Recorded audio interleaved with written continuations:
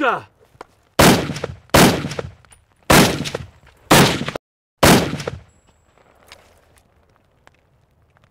Play it!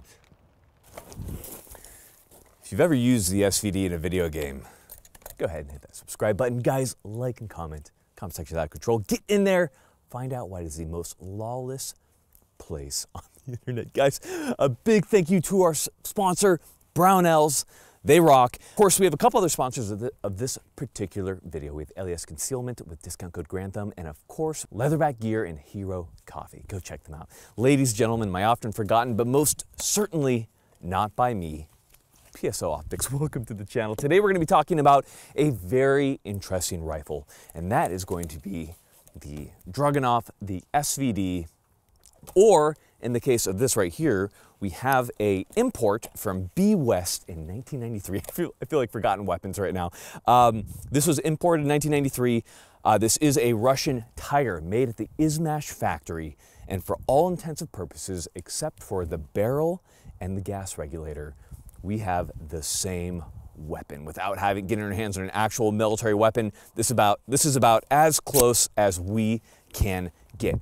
So let's go ahead, let's talk about this rifle, and let's get into it. So to start off with, what makes the Dragunov so interesting is that you have to realize that it was a very forward-thinking design for its time. And the reason for that was essentially Russia pioneered the designated marksman role, or the designated marksman rifle. Because although the translation for the SVD does include sniper, the SVD, the Dragunov, really is not a sniper rifle. It is much closer to a marksman's rifle. And what that means is that you have a member of their platoon of that squad, and what they're doing is they are simply extending the engagement range of that platoon, much like a machine gun would, but with much less ammunition. In fact, many people have talked about, who served in Afghanistan of the Russian type, at how good it was to have maybe two members with an SVD looking over a mountain pass as they were able to hold off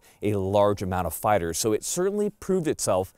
And on top of that, the United States military began pioneering the DMR role, more than likely due to a lot of the success seen by other countries, especially with the SVD. And so the thing you have to realize about the designer of the SVD is that he himself was a target shooter. He was a shooter. We're not forgotten weapons. We're not going to get into the history. The point of this channel is, how is it from a shooter's perspective, with a little bit of Ian McCollum dashed in there. So we're going to do what we always do. We're going to go tip to butt. And of course, my full disclosure, I have no relationship with Izmash, who made the weapon. All right, let's get into it. So Mike, if you want to come in here and take a closer look, starting with the flash hider. Very elegant, very simple, very beautiful design. And this is perhaps one of the first places that I can talk about where we have the Tiger, where it differentiates from the SVD, and that's look at that barrel length.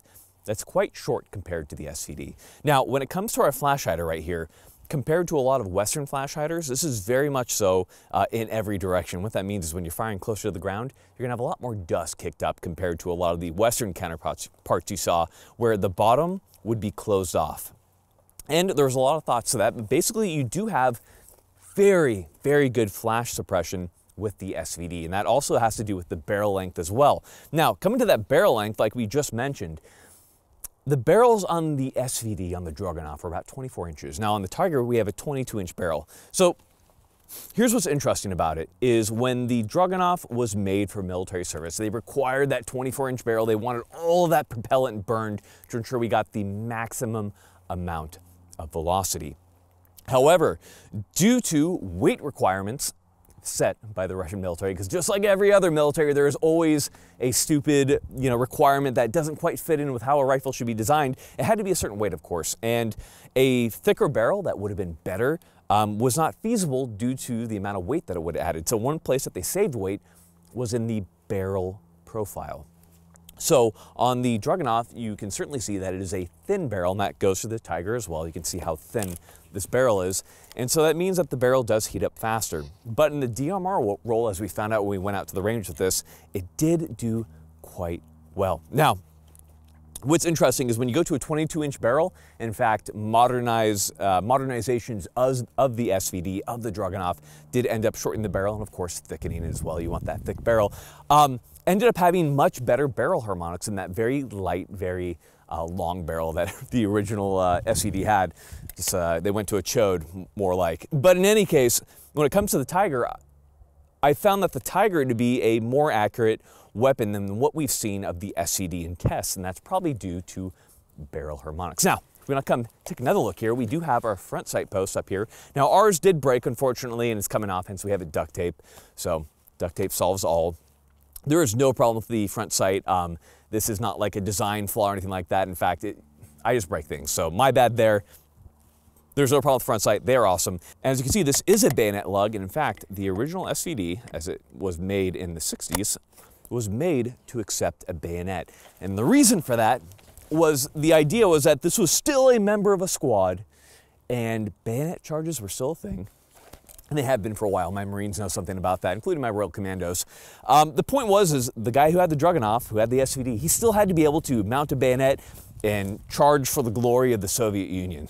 So we saw the bayonet. The problem was, as you guys know who do long range, that adding weight out to the end of the barrel ended up causing some problems when it came to those barrel harmonics. So in later versions, the bayonet lug was removed. Now, here's our final place on the Tiger where it differentiates from the military Dragunov. So, Mike, if you want to come take a close look at this right here, we have the gas system. So specifically, the gas system on the Dragunov is actually not an AK gas system. It is a short stroke gas piston system compared to the very long stroke of the typical AK, AK-74, AK-100 series. So when it comes to this right here, you can see this area, there is on the military model an adjustable system from normal, and it will go to adverse, and that is actuated by using the rim of a 7.62 by 54R cartridge. As you can see right here, this is the ammunition used by the SVD. Very similar in many ways to many other cartridges used on these types of rifles. So for example, the 308 is very close in many ways to the 7.62 by 54R. And one thing that we can say about the 54R is there are certainly problems with the round, but it is, I believe, the longest serving cartridge to still be fielded in military service. I said that pretty retarded, but hopefully you got it. It is very interesting. So anyhow, on the adjustable gas system, you can use that rim to push that over to an adverse condition. And the idea being that as the temperature got cooler, extremely cold, like we're talking Siberia cold, that you could flop that over and ensure that the weapon could power through everything. Or if you got it muddy, if it got significantly dirty in whatever battlefield conditions, that it would be able to perform despite all that crud on the system. So that is something that we'll likely add to this, but for now we have it as is. Now, moving back from there, we can see the sights. Now, I said I wouldn't go into the history too much, and I won't, but it's very interesting because the sights right here got to 1,200 meters, and they are very basic AK-like sights. When the Dragunov was originally conceived, it was a much better, much longer sighting system. However, the Russian military insisted upon a more AK-like system, and we have what we have here. So it is certainly adequate. You can see I ran some bill drills with it. The weapon is actually, with the short stroke gas piston system, quite light when it comes to the recoil. So it has been a real pleasure to shoot it. Now, going back from there, we have a lot going on. So let's go ahead and let's talk about it. I want to start with a very important part on the SVD, and that is the magazine. If there's one thing that can be said about the Dragunov or any weapon in 7.62 by 54R, it's that it's difficult to design a magazine that can feed this round well. So there was actually some help given to get this magazine designed well, but as you can see, and as we know from history, the SVD magazine has indeed performed very well, and these are known to be very reliable, very well-performing magazines. So you can see how odd it looks, and that's due to both the rimmed cartridge on the 54R as well as the very unique taper that these rounds have. But with all that being said, it does perform very well. Now, one thing that has really taken me a lot of time to get better at is locking this magazine in to the SVD. So it is much like an AK where you have the nub right here and it does lock in, but again, I got it right because I've been shooting this a lot, but it's definitely kind of a different feel from your typical AK-like, you know, rock-in position. So for those of you who are running the SVD for the first time, you'll probably fuck it up a few times, but it's definitely a little bit odd. But again, the latch mechanism used by the AK and the SVD are incredibly, incredibly reliable in cold conditions, which Russia does get very cold, so it makes sense that they used it in there. Now, when it comes to the bolt right here, we can see we have a very AK-like system. And what's a little bit different from the typical AK system, as you can see right there, it does lock back on an empty magazine. Now, once that is locked back, you can simply put in a fresh magazine with rounds in there, and then you can simply pull back on the charging handle in order to load the weapon. So that is definitely an improvement in many ways to the original AK design. Another thing to look at too is the safety is very AK-like. Now that being said, compared to like an AK, you simply can't, when you're on the weapon, reach up and simply disengage it. So if you need to disengage the safety, you actually kind of have to break your hand off fire control, and it is very stiff on the SVD, and then put it down, and then you'll be able to fire at that point. So that is a little bit different from your typical AK system. Now, if we roll over to the left side, what we can take a look at here is the Optic mounting system. Now, I find it very interesting. The optics, we'll talk about them more once we get out to the range and we fly out, and Mike Lilly makes fun of me because I can't shoot past 5 yards. But the optics, when they were designed back in the day, were of course using an offset position, as you can see right here. So they are offset from being center lined with the SVD, and that's fine because that also allowed an operator to then view through the iron sights at the same time. So if this optic went down, they have their backups. What we're gonna do, what we always do, is we're gonna go ahead and we're gonna go set trigger. So for the first time on Grand Thumb, we're gonna come over, we're gonna go set trigger together and have a good time. All right, so we have about a lot of play right there. Again, AKs have gotten better, and I'm sure the SVD has gotten better, but this is a older SVD, so feeling into it. We got that 3 millimeters of play, 2, 3, about a 4-pound let off there. That actually does feel pretty good. Let me try that one more time. Yeah, about 4 pounds. Okay, let's go ahead. Let's feel that reset right there. That reset is 2, 3, maybe 4-ish millimeters long, but not a bad let off. Obviously, modern weapons and modern AKs have better triggers, and I'm sure a modern SVD has a much better trigger, but for a weapon of the 60s and 70s, this is a pretty dang good design. Now, a couple things to note here.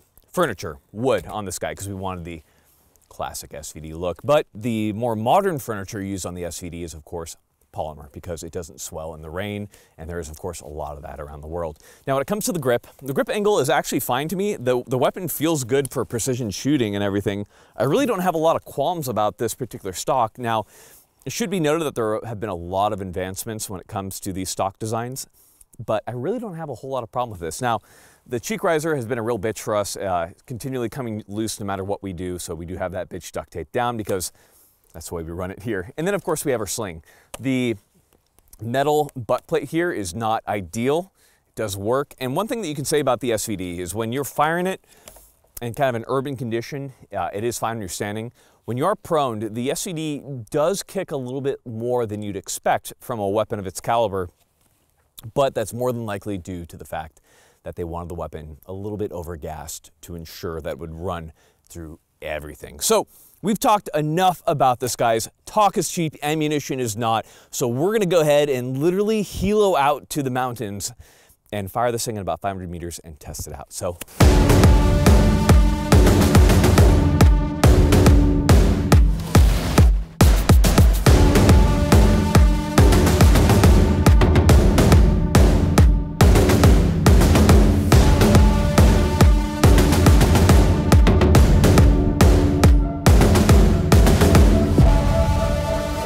So we're out here in the beautiful Pacific Northwest, and we're going to be doing a little bit of longer shooting at the SVD. I don't know how you guys get to the range yourselves. I guess we helo in now. I guess we're at that. We're at that point now. So right out there, you can kind of see it. We've got our target at about what, Mike? So we got a target out at 100 yards just to establish zero. And then what we're going to do is we put a C-type target out at 485 yards. That's a good distance right there. So with the SVD, guys, for the Soviet sniper, it was one shot. You had to be able to make one shot, get a good hit on an E-type target at 500. One shot, got it. Yep. I think doable. It is. And the C-type is just a little bit smaller, a little more challenging, but I think we'll be all right. I think we'll be okay. I think now with a headshot, it had to be 2 shots that you're able to do it in. So we're going to see if we are Soviet sniper material. Probably not, but it's okay. Probably not. Now, as far as the ammunition we're using, we've got some S&B ammo right here. And we want to thank Robsky for pointing this out to us, but this is apparently quite good. So we'll be using this today, 174 grains, and just the SVD really likes it. So we're gonna go ahead and we're gonna get set up because talk is cheap. All right, Mike, so we're at 385 yards. We got a little bit of a left to right, probably 10 miles an hour, looking at my just feel, 8 to 10. Okay. I want you to put the base of the chevron on his left shoulder, or our left, his right shoulder. His right shoulder. His right, like if he was Yep, I see it. I got you. Our left, his right. Okay, copy. All right, I'm up.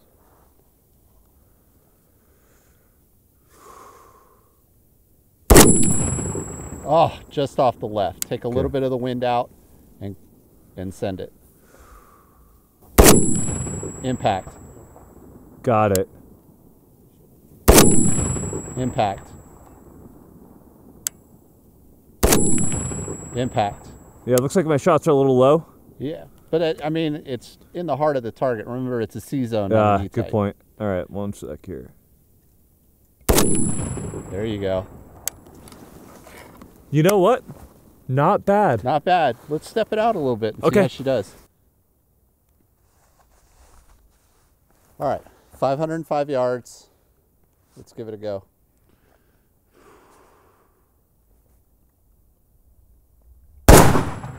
Impact, upper left shoulder. Upper left? Okay. Yep. So come down just a tip, just a little bit, and then right just a touch. Impact. That hit the other shoulder. So I think you're starting to approach kind of the limits of the accuracy of that round. Yeah. All right, send it again. Impact. Hey, Mike, I'm a Soviet sniper now, man. Okay, so that's pretty, I fired a lot of gas guns at some distance, you know, from the LMT to Knights and yours, of course. And I think the limitation is definitely, one, the optic. Yeah. I do think the side mount adds a lot of flexion into everything going on, and it's offset, so it's not ideal. And then in addition to that, I think it's hard to find really well loaded 7.62 by 54 rimmed, like in America.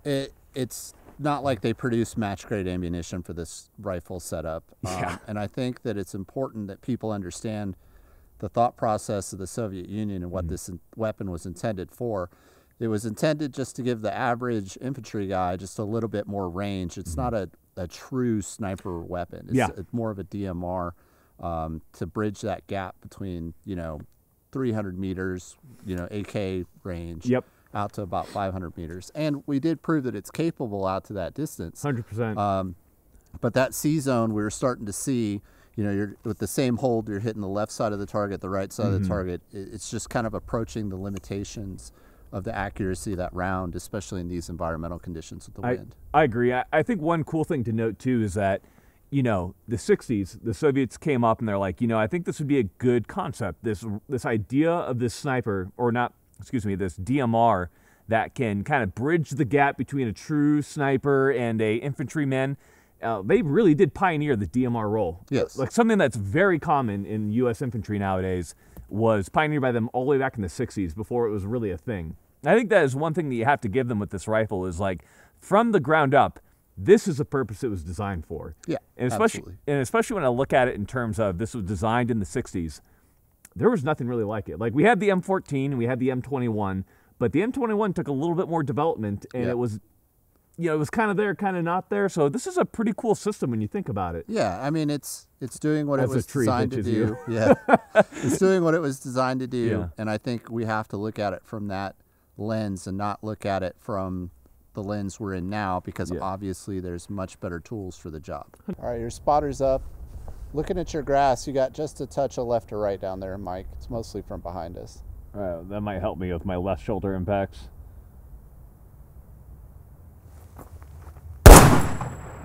Just off the left, high over his left shoulder. High over his left shoulder? Yep. Okay, got it. Over his right shoulder. No shit.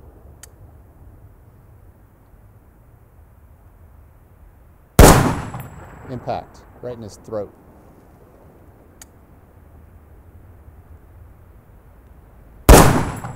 Impact, same spot.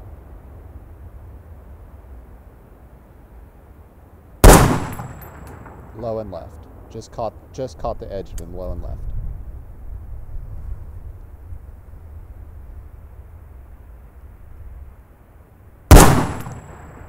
Off the left.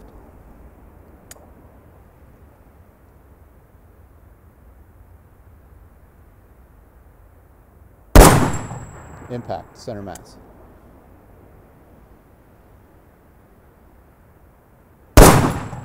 Impact.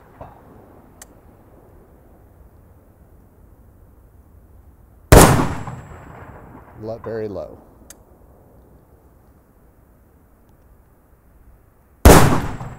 Impact, that's a good shot. Dead center. Not bad, man. Good one to end on. Thanks, man. Looks, we had one miss there. Yep. Okay. It's not bad. So there's more than just, you know, there's me as well. So I've kind of figured this out. So between the first and second chevron, I'm pretty much holding right dead center between those two, and I'm finding I'm getting pretty good impact. So the only problem that I'm running into is the reticle is good and bad. It's good in the fact that it's easy to range targets with it. Like the Russians did do that really well, but there's a lot of kind of guesswork in there. It's definitely more art than science at this point. So I think it's important that your viewer understands, and maybe you can get a diagram of the reticle up in the video. Yeah, we'll pop it up for sure. That you're not using a traditional crosshair or even a chevron. You're just kind of picking a point in space and holding with a blank, no reference point there. So it's very difficult. The land of make-believe. It's not like a loophole or a Night Force where I've got like very precise, right? Like you can give me an adjustment and I know precisely what I'm doing. Well, I don't really know what I'm doing, but I have a better idea. Well, that's kind of the way the Soviet Union did things back then. It wasn't really like everything's precise and very fine. Everything's kind of rough and built for kind of just general purpose use, which is what this is designed for, to hit large man-sized targets at between 300 and 500 yards. I will say, so we are hitting reduced sized C-zone. So we're hitting a pretty small target, right? Not super small, but smaller. This is definitely minute of man. Like a lot of those shots that were near misses off the shoulder wouldn't have been impacts on an E-type target. So like this is an effective rifle, and I will say, using the 6 power, I think with the 4 power, it's definitely doable. It's not like when I was hearing like what they needed to do to be able to pass, I'm like, man, that seems pretty tough. But I think with the PSO reticle, it would have been, or the PSO optic, I think it would have been very doable. But it kind of gives you a little bit of respect for the people pulling off those types of shots back in the 60s. They're like you will hit these targets, and he's like, it's nailing it. I know, it's cool. It's cool to think about, especially with the ammunition that they had back then, which was like at the beginning just LPS ball, which was like a 5 MOA round.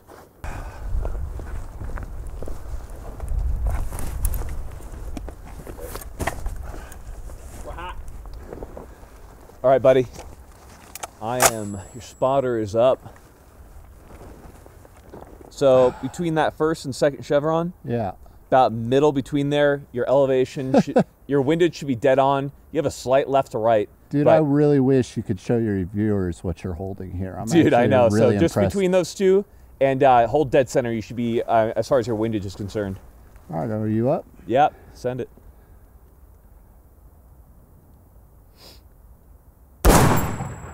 Impact. I should just stop there. Low left, I would say do your same hold, man. You should be good. Great shot, by the way. Impact, dead center. Hey, so this is like Sword in the Stone, where I loosened it. Good job, buddy. All right, here we go. Yeah. Can't get behind the gun. Yeah, it's weird. Impact. About upper thoracic. I mean, 3 for 3. I should probably just stop. But you're gonna go. I did 10. You're doing 10. All right. This is your gig, long range shit. I only shoot at 5 yards, brother. I'm having trouble getting shouldered behind the gun. Yeah, I have the same trouble, man. Low left, but impact.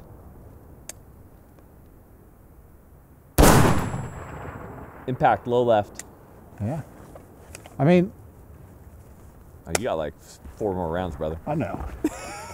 What do you think? So, I feel like the rifle and the ammunition are capable. I think if anything, the limitation is the optic. Yeah. I mean, what I'm doing there is I've got, a chevron a couple inches above the target and a chevron a couple inches below the target, and it's just, empty space, and we're just guessing. The land of make-believe. Yeah, exactly.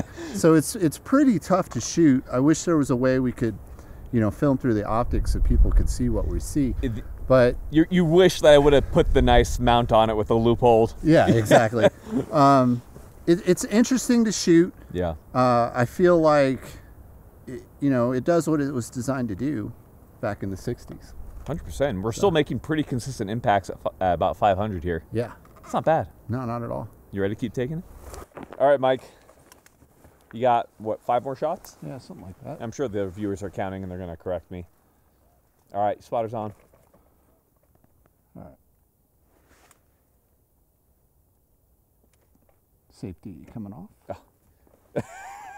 You thought that was an ergonomic safety. Yeah. You are wrong, my friend. That is the takedown lever. You want to make sure that's clicked into place. There we go. Details. Details, my friend. All right. Impact, low left. Impact, left, low. Low. Windage is good. Impact, low left.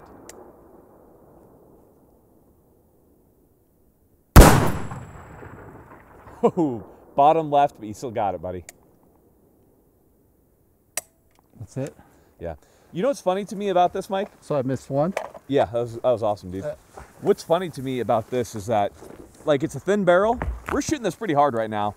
It's pretty warm. It's pretty warm, but it is still more than capable of hitting a man-sized target at 500 through multiple rounds, And that's something that you have to say about the design is, sure, it's going to, compared to modern designs, there's something to be lacking, but not bad.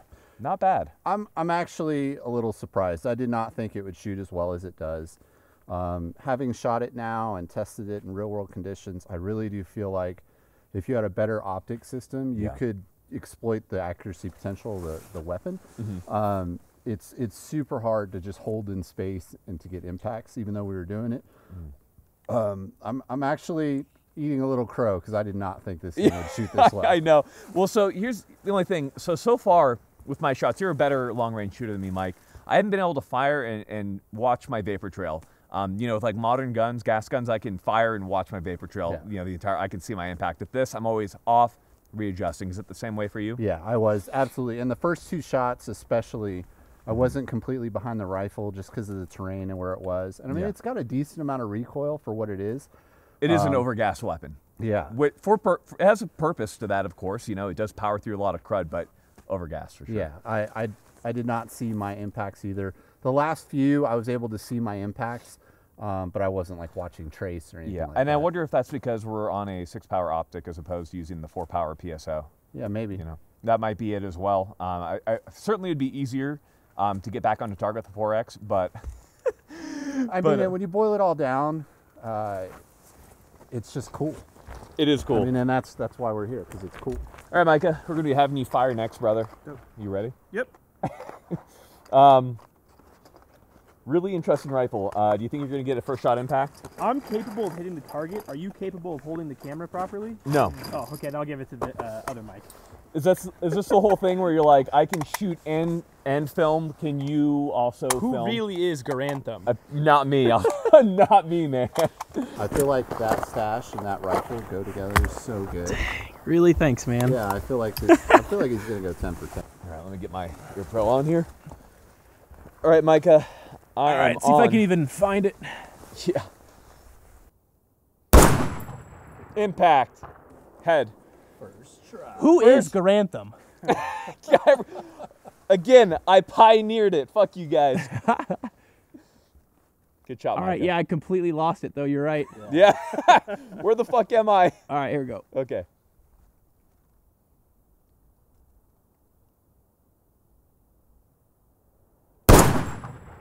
Impact, right shoulder. Good job, buddy. Fuck, man. Yeah, man, this thing really moves. Got a slippery coat on, too.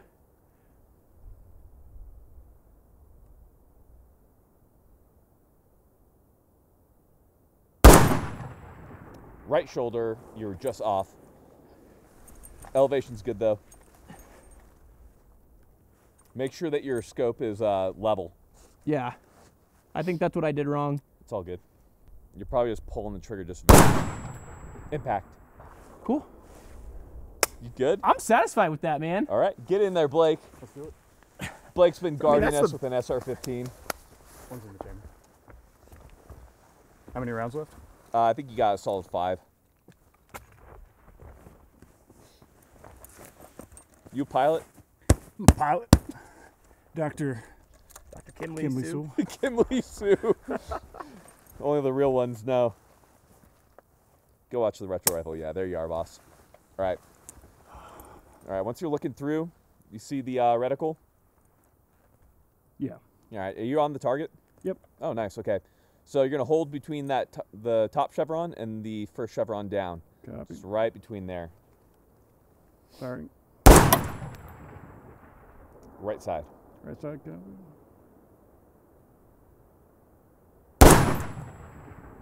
Just off the right shoulder, boss.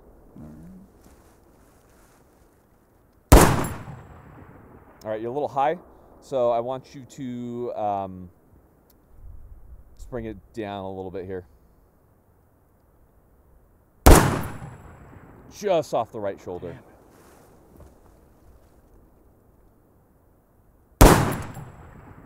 Just off the left shoulder. All right, here's a new mag, brother. More than Honestly, likely, probably you. Probably slapping. Yeah. we're not calling you a piece of shit, but Hey, I'm not doing too great. All right, here it goes.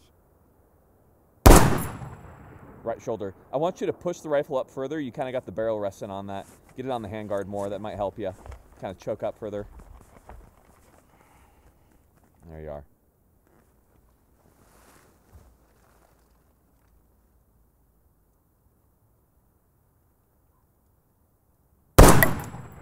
Impact. Finally. Woo! Beautiful. Ah, the brass hit this. I couldn't see it. I didn't hear steel, so I don't think. Yeah, I did no, it shit. was a Yeah. miss. You good? Yeah. Impact. Mm-hmm. Beautiful. Impact.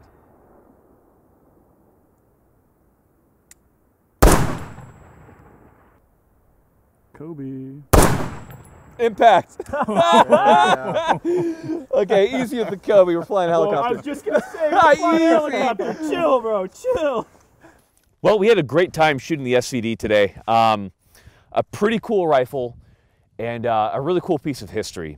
Now, the SVD is, of course, still used today by many different militaries, and it was really a pleasure to be able to shoot it. But I think from shooting it this entire time, one thing that we can definitely say is that what matters with everything is training. Knowing the holds on your weapon, what your weapon does as it heats up, is going to be more important than just having the most Gucci rifle right off the bat. So make sure with everything that you get training, because as cool as this guy is, if you don't have training, it's not going to matter. Tons of great places to get training from: Haley Strategic, Bear Solutions, Cogworks. Get out there, get the training, because again, these are tools. You are the weapon. So make sure that you hone that weapon, being your brain. Guys, thank you so much for watching. Hope you had a good time out here with us. I know we did. And we got nothing else for you.